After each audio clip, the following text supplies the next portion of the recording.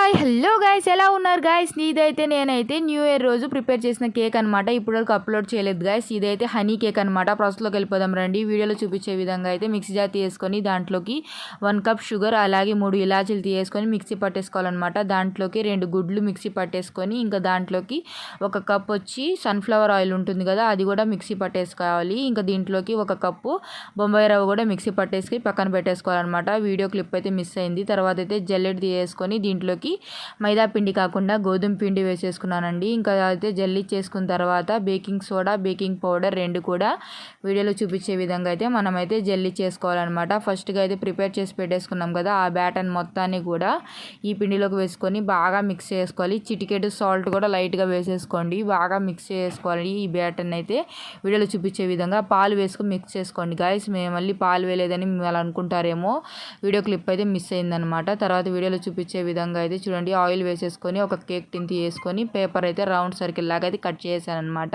ఇంకా దాంట్లోకి ఫస్ట్గా ప్రిపేర్ చేసిన బ్యాటర్ మొత్తాన్ని అయితే కూడా కేక్ టిన్లోకి అయితే ట్రాన్స్ఫర్ చేశాను. ఇంకా ప్రీ హీట్ చేసి పెట్టేసుకున్నాను అనమాట 15 మినిట్స్ అలా కడాయిని.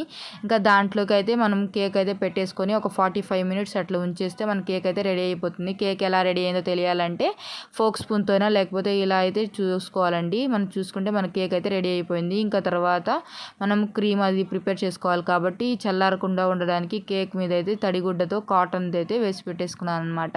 తర్వాత వీడియోలో చూపించే విధంగా అయితే కొబ్బరిని అయితే మిక్సీ పట్టేస్తున్నాను. నేను హనీ కేక్ చేస్తున్నాను కాబట్టి మెయిన్గా కొబ్బరి ఉంటేనే టేస్ట్ బాగుంటుందండి. ఇది తురుముకుంటే బాగుంటుంది, నేను తురమలేదు, మిక్సీ పట్టేశాను అనమాట. తర్వాత షుగర్ సిరప్ కావాలి కాబట్టి షుగర్ ఇంకా వాటర్ వేసుకొని షుగర్ సిరప్ అయితే ప్రిపేర్ చేశానండి. ఒక కప్లో వేసేసుకొని ఇంకా మరో కొద్దిగా షుగర్ సిరప్ ఉంది కదా, దాంట్లోకి అయితే కిసాన్ జామ్ ఉంది కదా, అది మొత్తాన్ని కూడా వేసేసుకొని మనమైతే లైట్గా సిమ్లో పెట్టేసుకొని బాయిల్ చేసుకుంటే మనకి కిసాన్ జామ్ కూడా రెడీ అయిపోతుంది. చాలా బాగుంది కేక్, ఒకసారి ట్రై చేయండి, మీకు కూడా నచ్చేస్తుంది. హనీ కేక్ చాలా ఈజీగానే ఇంట్లో ప్రిపేర్ చేసుకోవచ్చు అనమాట. ఇంకైతే పక్కన తీసి పెట్టేసుకొని బాగా చల్లారిన తర్వాత అయితే వీడియోలో చూపించే విధంగా అయితే షుగర్ సిరప్లోకి హనీ అయితే వేసేసుకున్నాను గాయస్. ఇప్పుడైతే మనమైతే ప్లేటింగ్ చేసుకోవాలన్నమాట. అంటే వీడియోలో చూపించే విధంగా అయితే కేక్ని అయితే డెకరేషన్ చేసేసుకోవాలి.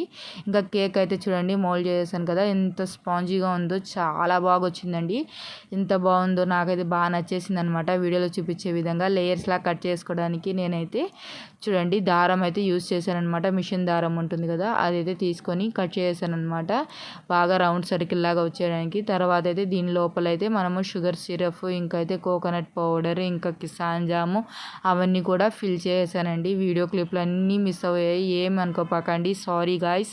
ఒక్కటి కూడా మిస్ అవ్వకుండా నేను పెట్టాలనుకున్నాను, కానీ ఏదో ఒకటి కొన్ని మిస్ అయిపోయాయి అనమాట. ఇంకైతే అలా అయితే కేక్ అయితే రెడీ చేశాను అనమాట. చాలా బాగుంది, ఒకసారి ట్రై చేయండి. మీకు కానీ నచ్చినట్లయితే లైక్ అండ్ సబ్స్క్రైబ్ గైస్.